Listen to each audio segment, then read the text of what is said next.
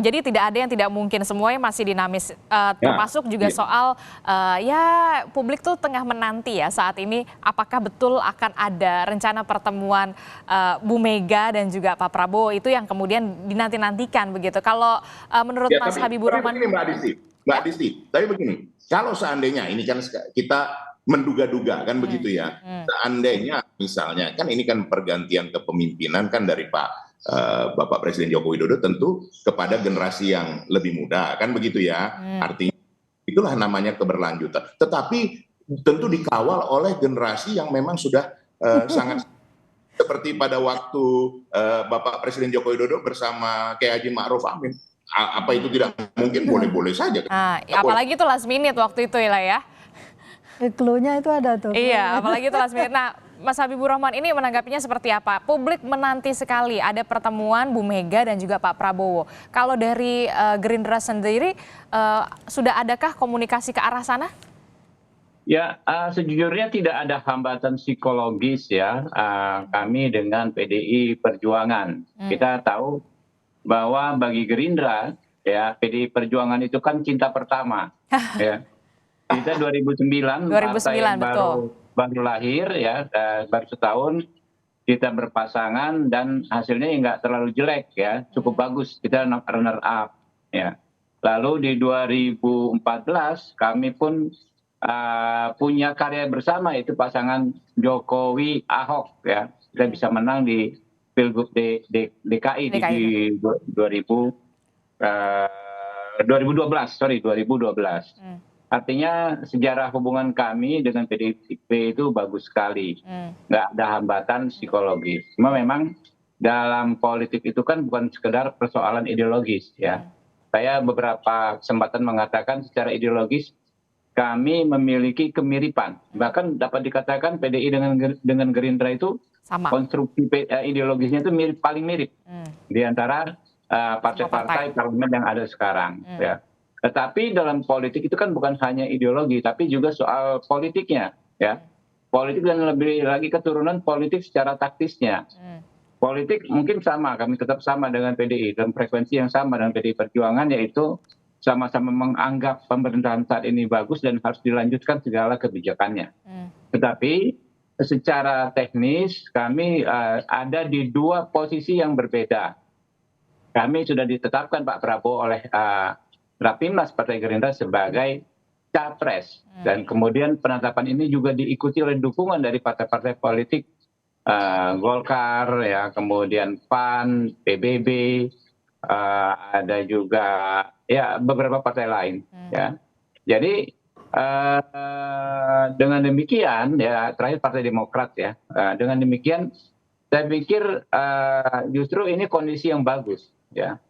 Di sisi lain kan kita tahu Pak Ganjar sudah didukung sahabat-sahabat kami PDI Perjuangan menjadi capres, dan tentu itu hasil kongres yang rasanya hampir nggak mungkin berubah ya. Kalau saya tahu karakter PDI Perjuangan adalah partai besar ya, 2 kali menang pemilu, masa mau call-nya rendah, call wapres. Tentu tidak sopan juga bagi kami untuk berkomunikasi dengan memberikan tawaran yang tidak pas. Ya. Dan di sisi lain kami nggak bisa mundur juga gitu loh. Jadi nah, nampaknya kan di sini ya. masih ada. Ini kan teknis ya, artinya gini. Pemilu itu memang ada sisi ideologis, ada sisi teknis. Sisi ideologinya adalah bagaimana sikap kita soal orientasi pemerintahan ke depan, itu ideologis. Tetapi secara teknis, siapa yang memenangkan? Toh semuanya adalah putra-putra terbaik bangsa. Itu yang selalu dikatakan Pak Prabowo. Perbedaan pilihan tidak perlu membuat kita berpecah belah sebagai sesama anak bangsa. Pak Prabowo sadar dan selalu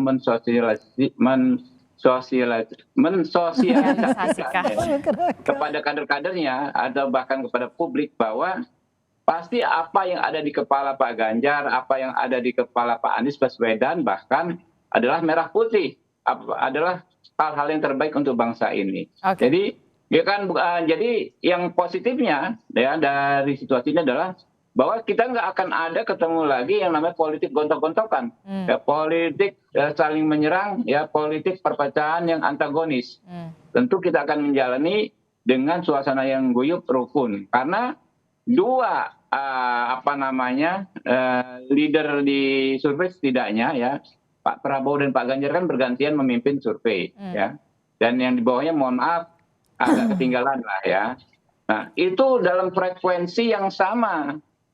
Jadi Pak Prabowo yang menang, kami akan menyampaikan sama aja Pak Ganjar dan PDIP ikut menang karena idealismenya tentu akan kami perjuangkan. Begitu juga kalau Pak Ganjar yang menang, ya kami juga akan merasa menang. Kenapa? Karena secara ideologis banyak idealisme kami yang bisa kami titipkan ke Pak Ganjar. Kurang lebih begitu. Oke, tapi bukankah kemudian tadi kan Mas Habibur Rahman mengatakan dari segi survei ini dari Pak Ganjar dan juga Pak Prabowo ini bisa dikatakan ya salip-salipan. Kalau tidaknya bersatu begitu ya kemudian bukannya justru lebih solid, lebih kuat begitu Mas Habibur Rahman?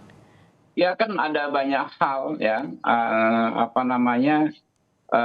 kenapa orang mau maju sebagai capres dan cawapres. Kenapa partai ingin kadernya atau ingin tokoh yang didukungnya maju sebagai capres dan cawapres.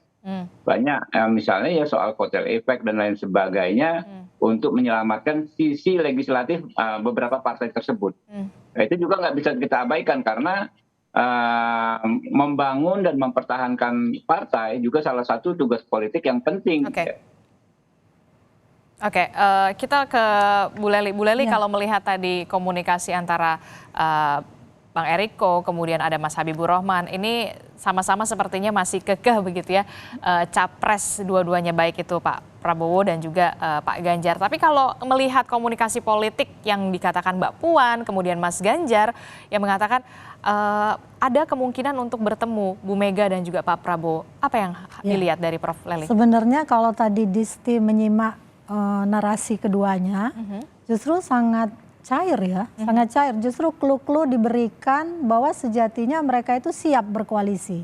Kalau saya tangkap gitu ya, siap bersatu di dalamnya. Cuma memang kan politik itu kan adalah seni untuk menjadikan yang tidak mungkin itu menjadi mungkin. Nah, karena itu maka dari narasi keduanya aja sebenarnya saya simak benar nih tadi. Saya bisa menangkap peluang untuk bersama itu ada. Tinggal tadi Bang Eriko memang bilang, misalnya di detik terakhir kita lihat positioning hasil surveinya seperti apa. Kalau ternyata Pak Prabowo cuma 35, Ganjar 40, berarti mana yang lebih tinggi. Atau tadi Bang Habibur bilang, kalau lihat dari positioning di DPR, kan kursi PDIP lebih banyak, sementara Gerindra lebih sedikit. Nggak dikit amat, lebih sedikit-dikit aja gitu kan. Jadi dua-duanya sebenarnya bisa dipertemukan. Jangan lupa bahwa mozaik pesan politik, potongan-potongan pesan politik yang disampaikan Pak Prabowo dan Mbak Puan pun demikian. Tadi Mas Habibur juga bilang soal cinta lamanya. Iya, 2009. Boleh jadi, ya 2009. Saya juga menjadi saksi karena saya waktu itu juga melakukan survei juga dalam kategori yang sama. Saya melihat chemistry yang terbangun. Artinya ini kan bukan soal Pak Prabowo sama Ganjar, tapi soal Pak Prabowo sama Bu Mega juga. Jadi jangan lupa di PDIP itu penentunya adalah Bu Mega. Jadi kalau nanti ketemu chemistry-nya, hasil survei menunjukkan kepaduan yang sama, cohesiveness-nya nampak, maka bisa saja itu terjadi. Kalau seandainya harus 2 putaran, mereka mempertimbangkan hal yang lebih besar. Jadi pertimbangan politik itu dibarengi juga dengan pertimbangan rasional di kalangan para politisi handal ini. Jangan lupa loh, 2 partai ini adalah partai besar. Jadi ya di samping Golkar juga. Artinya setiap keputusan by design itu ada plan A, plan B, plan C. Jadi bagaimana untuk memastikan mereka bisa masuk bersama-sama satu kali dan menang misalnya. Tadi clue-nya Bang Eriko bilang, kan seharusnya dilanjutkan dengan generasi yang lebih muda, didampingi dengan yang lebih tua. Jadi konotasinya Pak Prabowo mendampingi, semuanya udah ada clue dua-duanya tadi kalau kita simak. Jadi komunikasi politiknya sangat jelas menurut saya. Dan kita tunggu saja, tapi ini bisa memungkinkan. Lalu kemudian teman-teman juga ada bilang nih, kalau mereka bersatu nanti ada yang kecewa nih, pendukungnya Pak Prabowo kecewa, pendukungnya Ganjar juga mungkin kecewa. Tapi kan ada Pak Jokowi yang mendukung kedua-duanya gitu. Jadi jangan lupa mereka ini bisa digiring secara bersama-sama untuk bisa bertemu di satu titik, yaitu pertemuan antara Prabowo dan Pak Ganjar, Mas Ganjar. Nah intinya apapun yang terjadi itu bisa terjadi. Tapi kemudian ada orang yang berpikir lain lagi, kalau mereka kecewa mereka bentuk koalisi baru lagi nih, Golkar, PAN dan sebagainya. Mereka bisa bentuk koalisi baru tapi mungkin tanpa elektabilitas. Dan itu juga adalah pertarungan politik yang tidak gampang menurut saya. Agak sulit lah ya. Agak sulit lah itu, jadi itu juga bisa terjadi. Tapi semua opsi itu bisa ditawarkan kepada keduanya dan bisa terjadi gitu. Bang Eriko, bagaimana? Ternyata sudah dibaca nih clue-cluenya nih sama Prof. Eli. Bagaimana melihatnya ini? Apalagi tadi Mas Habibur Rahman sudah mengatakan ada cluenya 2009 sempat Bu Mega, Pak Prabowo ini kan kita tahu kemudian mereka bertemu di Pilpres 2009. Bagaimana? Bersatu. Ya, politik di art of possibilities. Tidak ada yang tidak mungkin di politik kecuali menghidupkan orang mati. Nah itu pasti Mbak Adisti, Ayu Leli, kita semua juga memahami itu. Itu selalu saya sampaikan. Nah sebenarnya apa yang dilakukan oleh PDI Perjuangan bersama porosnya Perindo, P3, Hanura, begitu juga dengan poros di tempat Bung Habibur Rahman. Sebenarnya kan ini kan proses keberlanjutan dari pemerintahan Bapak Presiden Joko Widodo secara jujur saja kita sampaikan. Dan hasil survei itu sampai saat ini, ya survei yang kredibel tentunya yang kita 82%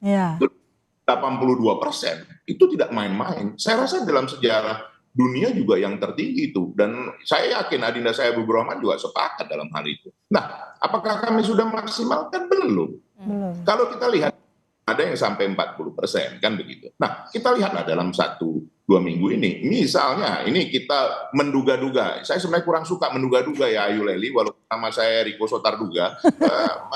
Misalnya kami sama Bung Habibur Rahman sudah di atas 40%, misalnya kedua-duanya kurang lebih sama. Nah, tentu kan yang lain juga berpikir. Karena begini, sekarang memenangkan itu kan sebenarnya kepentingannya apa? Untuk apa? Untuk bisa mewujudkan visi misinya, untuk bisa mewujudkan apa sih, kenapa sih berkuasa? Nah, seperti PDI Perjuangan dengan porosnya, menjadikan Bapak Presiden Joko Widodo dengan Kiai Haji Ma'ruf Amin. Coba lihat, perkembangan yang ada di dalam pembangunan itu luar biasa. Dan akhirnya mengajak kompetitor utamanya, Pak Prabowo. Nah ini bukankah sesuatu langkah yang luar biasa? Ya, jadi jangan lupa bahwa juga Bapak Presiden Joko Widodo sebagai kader utama PDI Perjuangan bersama tentunya pasti akan memikirkan hal ini mana yang terbaik. Kalau saya melihat secara jeli, Ayu Leli juga sudah tahu hal ini.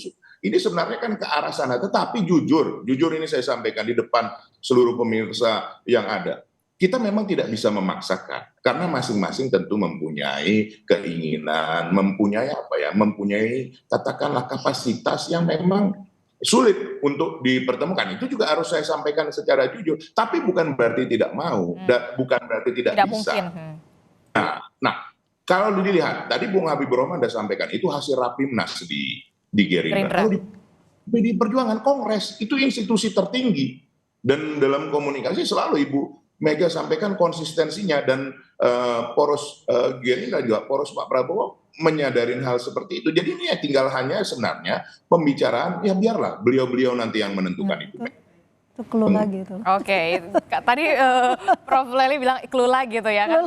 Clue lagi yang dikatakan oleh Bang Eriko. Apakah kemudian akan bisa mereview kembali pada saat 2009 pada Pilpres itu kalau tidak salah kan Bu Mega dan juga Pak Prabowo itu last minute sekali ya. Kemudian bisa menyatu. Bisa dikatakan, apakah kemudian ini bisa juga terjadi kembali di 2024? Kita akan saksikan dialognya nanti usai jeda. Tetaplah bersama kami di Sapa Indonesia Pagi.